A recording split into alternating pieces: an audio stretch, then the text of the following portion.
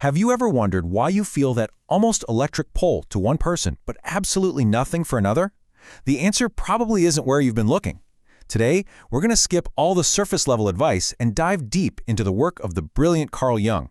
We're on a quest to find the hidden forces that really draw us together, and in the process, uncover a path to connection that's more profound, more meaningful, and, believe it or not, actually healing. This quote right here from Jung. Well, it's basically the key that unlocks this whole conversation.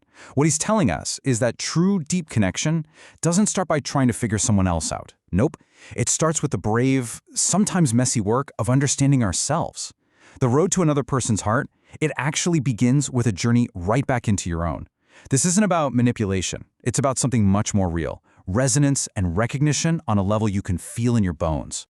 So what's at the absolute core of that inner journey? It's something we're calling the secret wound, this foundational, universal truth that pretty much governs that magnetic pull we all feel. And I'm telling you, this one single idea could completely reframe everything you thought you knew about chemistry and attraction. Look, let's be real. Life is tough. Nobody gets a free pass. Nobody gets through it completely unscathed. We all go through moments of pain, loss, or rejection that leave these little emotional marks on us. And we're not necessarily talking about huge, capital T traumas. They can be subtle things from way back when. But all these experiences together, they create this hidden inner landscape inside every single one of us. And it's from this landscape that our deepest, most powerful desires for love and acceptance are born. This slide really lays out the two different roads we can take. Over on the left, you've got the standard approach to attraction, right? It's all about the surface stuff, what someone looks like, their job, how confident they seem. The whole goal is just to impress. But as we all know, that can be super fleeting. Now, on the right, that's where things get interesting. That's the Jungian path. This is a totally different game. It focuses on something way deeper, trying to understand the other person's inner world, resonating with their hidden pains, and connecting in a way that speaks to the shared human desire to be whole. The goal isn't to impress, it's to understand. Now, Carl Jung didn't just drop this heavy idea on us and walk away. He actually gave us a map to help navigate this really complex inner world. Think of it like a guide to all those invisible forces that are secretly driving our desires. We're going to explore 3 key landmarks from his map that are absolutely essential if you want to understand this deeper kind of connection. All right, first up on the map are complexes.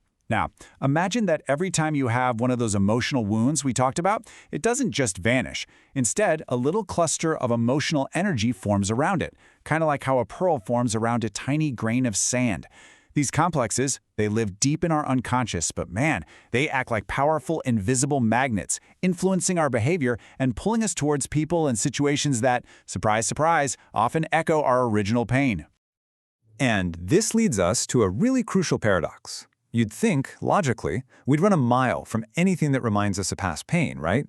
But what often happens is the exact opposite. Trauma attracts. See, our unconscious mind is always seeking resolution. It wants to heal. So it draws us to people who mirror our unresolved issues. We project our entire inner world onto somebody else. Maybe you're drawn to someone who's emotionally unavailable because it taps into an old wound, giving your unconscious a brand new chance to finally fix it. Okay, the second big landmark on our map is the shadow. This is probably one of Jung's most famous and most powerful ideas. The shadow is basically everything about ourselves that we just don't want to own. It's the collection of personality traits we were taught were bad or unacceptable, so we learn to hide them away. Maybe it's our anger, our vulnerability, our creativity, our wildness. We shove these parts down into the basement of our psyche. But here's the thing, they don't go away. They just start operating from the shadows. And here is the absolute secret of shadow attraction. What we push down in ourselves doesn't just die, it desperately seeks expression, and it often does that through our attraction to other people. So if you've spent your life repressing your own assertiveness, you might find yourself powerfully, magnetically drawn to a really bold, outspoken person. That attraction? It's not really about them. It's a deep, unconscious cry from your own soul for wholeness. You're seeking in another person the missing pieces of yourself. Our third and final landmark is the anima and animus. Now, according to Jung, our psyche isn't just one-sided. It actually contains an inner archetype of the opposite gender. So for a man, this is the anima, his inner feminine spirit. For a woman, it's the animus, her inner masculine spirit. You can think of these as the unconscious, powerful blueprints for your ideal partner, and they are profoundly shaping who you find so utterly compelling. So what this means is when two people feel that incredible spark, it is never, ever just one person meeting another on the surface. No way. What's really happening is this complex, multi-layered dialogue in the unconscious. The anima is meeting the animus. Shadow is recognizing shadow. Trauma is resonating with trauma. This invisible dance, this is where the real connection, the real seduction, in the Jungian sense of the word, actually happens. Okay, so understanding all the theory is one thing. It's fascinating, for sure. But the real question is, how do we actually use this map to create genuine, deep connections with people? Let's switch gears and move from theory into practice. Jung's idea of transformation is so key here. He's saying that a true connection isn't a game. It's not a one-way street. It's like a chemical reaction that literally changes both people involved. So the goal isn't to win somebody over. It's to engage in this process where both of you can come out feeling a little more seen, a little more whole. So this brings us to 3 really powerful practical steps you can start using today. First, mirror their inner world. Don't just hear their words, listen for the emotion underneath them, and then gently reflect it back. Second, what I call the seduction of listening. Give someone the incredibly rare gift of your focused, non-judgmental attention. And third, and this one's huge, validate, don't fix. People almost never want solutions. What they crave is understanding. A simple phrase like, wow, that makes total sense you'd feel that way, can create a profound sense of safety and trust. You know, that simple act of listening is so much more powerful than we give it credit for. A lot of trauma, big or small, has a way of silencing people, of making them feel like their voice doesn't matter. So when you offer someone your pure, focused presence, phone away, just being completely there with them, you're helping to restore that voice. You're creating this little bubble of safety in a crazy, chaotic world. And that feeling, that is absolutely magnetic. In all of this, it brings us to the ultimate payoff. The final, and I think the most powerful reframing of this whole idea.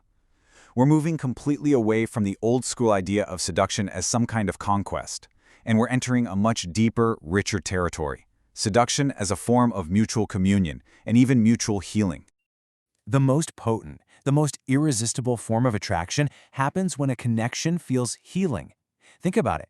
Our wounds and traumas tend to isolate us. They make us feel broken or fragmented. So when we finally meet someone who, just through their empathy and their presence, makes us feel seen and accepted in our vulnerability, well, that's an incredibly powerful experience. We're drawn not just to them, but to the feeling of our own wholeness that they help us remember. So how do we actually create this kind of healing connection? It all starts with vulnerability.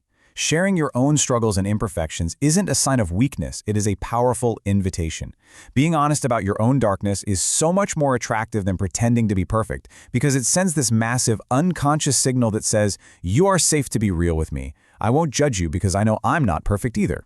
Ultimately, the most magnetic and truly attractive person in any room is the one who radiates that quiet, solid strength that only comes from having faced their own shadow. And this brings us right back to our core takeaway. When we look at it through this Jungian lens, connection is lifted way beyond cheap tricks or manipulative games. It becomes something almost sacred, the profound, deeply human experience of one soul meeting another soul in a space of empathy, recognition, and shared healing. So, we'll end with a question for you to really think about. In a world that's so obsessed with the idea of being desired, of being wanted, what if we've all been chasing the wrong thing? What if the most powerful, the most transformative experience we're all secretly longing for isn't just to be desired, but to be finally and completely understood?